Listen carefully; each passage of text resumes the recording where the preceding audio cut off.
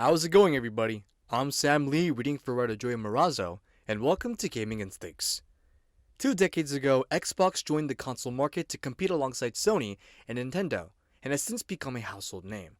Over the past 20 years, Xbox has had moments that made them shine brighter than competitors, and occasions where they weren't seen in a positive light. Whether the moments include the several studio acquisitions made by the console giant or a disastrous launch of a brand new console, Xbox has seen it all. Here are the top 5 best and worst moments in Xbox history. We will start with the best 5 moments. Number 5. Original Xbox introduced. Before becoming the console, gaming, and software success it is today, Xbox had humble beginnings. While the Xbox was first shown off during GDC in 2000, the first major showcase of the console was at CES the following year. To launch a new console, you have to bring something unique and eye-catching to the table. Microsoft did just that. Accompanying Bill Gates on the CES stage was Dwayne "The Rock" Johnson. Having Johnson there helped define what the Xbox console would be. It would take charge and not be afraid to go up against the consoles that had previous iterations already released. Following the formal announcement at CES, Microsoft continued to define the Xbox by announcing Halo Combat Evolved and Dead or Alive 3 at their E3 showing. Xbox was going to come into the console space swinging, and it did just that during the first half of 2001. Number 4. Backwards compatibility on Xbox One. During the Xbox One generation, there weren't many moments to be celebrated or be hyped about. But one of those few moments came during E3 2015 when Phil Spencer came onto the stage to announce that certain Xbox 360 games would be playable on the Xbox One through backwards compatibility. Up until that point, the Xbox One and the PlayStation 4 didn't allow players to insert discs from previous consoles. With backwards compatibility, gamers could continue to enjoy their favorite games no matter how long ago it was released. When the backwards compatibility program was announced, the crowd at the conference went wild as this was something fans had been wanting to see since the Xbox One was released in 2013. By the end of 2015, over 100 games were made available to play through the program. 2 years after the announcement of Xbox 360 games being playable, Phil Spencer once again took the E3 stage in 2017 to announce that original Xbox games would also be playable on the Xbox One. The backwards compatibility program continued to grow and become a core part of their strategy, as we saw the continuation of the program to the next console, the Xbox Series X. Number 3. Xbox acquires everyone. Xbox had a hard time producing the bigger AAA titles that PlayStation was developing, so they sought out to expand their development studios. Instead of starting studios from the ground up, Microsoft decided to open their wallet and allow Phil Spencer to have a field day, buying studios to have them become part of the Xbox family. While Microsoft did acquire studios like Rare, Lionhead Studios, Twisted Pixel, and more during the first decade of Xbox's history, the big spending spree didn't start until 2014. Microsoft purchased Minecraft studio Mojang. That move put the rights of one of the most successful games of all time in their hands. In the years following that major acquisition, Xbox slowed down their spending until 2018 when they acquired 6 more studios: Ninja Theory, Undead Labs, Compulsion Games, Playground Games, In Exile Entertainment, and Obsidian Entertainment. Xbox increased its arsenal of studios to help produce more polished and exclusive games to bring new players into the Xbox ecosystem. Since then, Xbox went on to acquire Double Fine Productions and more recently, ZeniMax Media, who is the parent company for Bethesda Softworks. Although we have not seen the results of these studios' projects just yet, it is very likely we will begin to see the payoff of all these acquisitions happen during the Xbox Series X generation. Number 2. Netflix of video games. Xbox knew that they were in trouble early on in the Xbox One era, so they began to shift their focus a little bit. Alongside their plan of making incredible games, they wanted those games to be played on PC, and for them to be more accessible for players who can't afford to spend $60 every time a new game arrives. To allow more people to play their favorite games, Xbox announced Xbox Game Pass in 2017. Game Pass would be an on-demand subscription service that gives players access to titles from Xbox Game Studios as well as third-party studios. In 2019, Xbox Game Pass Ultimate was announced, which brought Xbox Game Pass to PC and eventually to mobile devices through their xCloud program. Game Pass would continue to grow and become an essential service that anyone who owns an Xbox needs. And finally, at number 1 of the best, anyone can play. To allow Xbox to be played by as many people as possible, Xbox created an extraordinary product to ensure that anyone can play games no matter what. In 2018, Xbox announced the Adaptive Controller, a controller designed to help people with disabilities make playing games more accessible.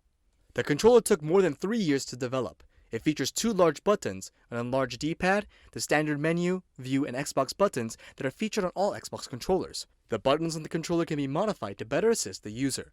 The controller is compatible with several platforms to support gamers no matter what platform they use. The controller was praised by the gaming community and was featured in Time magazine as one of the best inventions of 2018. And now, moving on to the top 5 worst moments in Xbox history. Number 5. Big games cancelled. To start off a brand new generation, Xbox planned on bringing the best games to the platform. Unfortunately, some of them never saw the light of day. One of the bigger games that never made it to our consoles was Scalebound. Developed by Platinum Games, Scalebound was going to be an action RPG and a brand new open-world adventure. This game would have been a big release for Xbox and would have most likely brought new people to the platform. After the game's cancellation in 2017, the studio head of Platinum Games, Atsushi Inaba, mentioned that both sides failed in making Scalebound what they originally envisioned. Another major title that would end up getting axed by Microsoft was Fable Legends. Being produced by Lionhead Studios, Fable Legends was promised to be a co-op RPG based in the Fable universe. The game would have been released on Xbox One and PC and would be free to play. Fable Legends never received a formal release date, but did have a closed multiplayer beta in October 2014. In March 2016, however, Microsoft canceled the development of Fable Legends and, much worse, shut down Lionhead Studios. Number 4. Price is key. Coming off of a successful console generation with the Xbox 360, Microsoft hoped to continue that momentum leading into the next console. That momentum quickly subsided as Phil Spencer announced a $500 price tag for the newest console to a crowd that was quickly silenced. The price turned out to be more expensive than what was rumored, but due to the Kinect being bundled with each console, the Xbox One had to resort to a higher price point. Later on in the day, PlayStation announced their newest console would start at $400. The PlayStation 4 would end up being more powerful and have a library of more exciting games while compared to the Xbox One. Once Phil Spencer took over Xbox a year later, he removed the Kinect from the console bundle and began to sell the console by itself. But by then, it was too late. PlayStation quickly became the preferred console for the generation, and Xbox never caught up. Number 3. Rough start.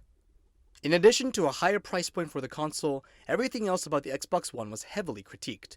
Xbox figured that it was the best place to play games during the 360 era, so for the next generation, they decided that the Xbox should be the center of entertainment in your home.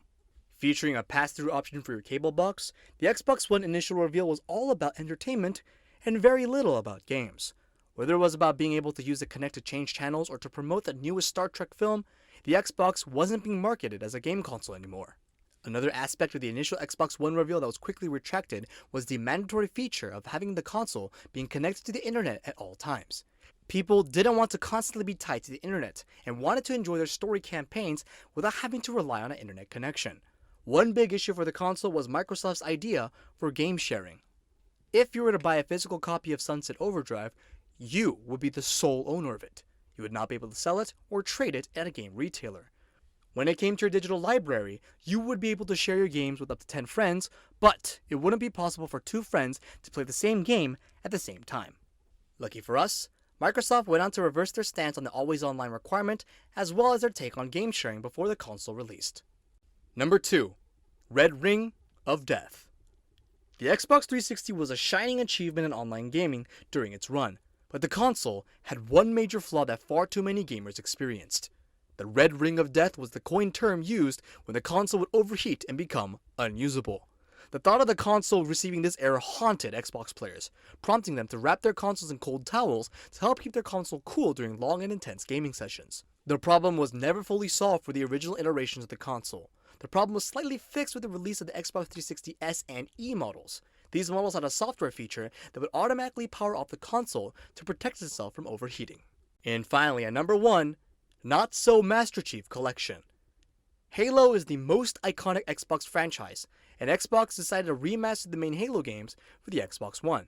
The Master Chief Collection would feature the campaigns for Halo 1, 2, and 3, and would also feature the multiplayer options for Halo 2 and Halo 3. Unfortunately, players didn't have the best time when the game was released in November 2014. At launch, players experienced long matchmaking times, and many games would end in a server disconnection. To make up for the numerous bugs and frustrating features, Microsoft announced that the collection would expand in the future and include Halo 3 ODST. The updates from 343 Industries weren't enough to fully polish the Halo collection of games. The game was playable after several updates, but players would still experience issues during gameplay. In 2018, the MCC Insider program was created to have players playtest future updates to the collection. Some of these updates were focused on the interface and its multiplayer modes. In the past 3 years, Halo MCC continued to be polished and eventually made its way to PC in 2019. Instead of a one-time release of the collection, the PC version featured a staggered release of the titles over a few years, starting with another new addition to the collection, Halo Reach. The collection finished in 2020, with Halo 4 joined its predecessors. And this has been Gaming Instincts. The full article is linked in the description below, and if you want to check out other awesome articles, head on over to our website at gaminginstincts.com. Make sure to subscribe to our newsletter and YouTube channel to stay up to date on all that gaming news. Thanks for watching. This has been Sam Lee, and until next time.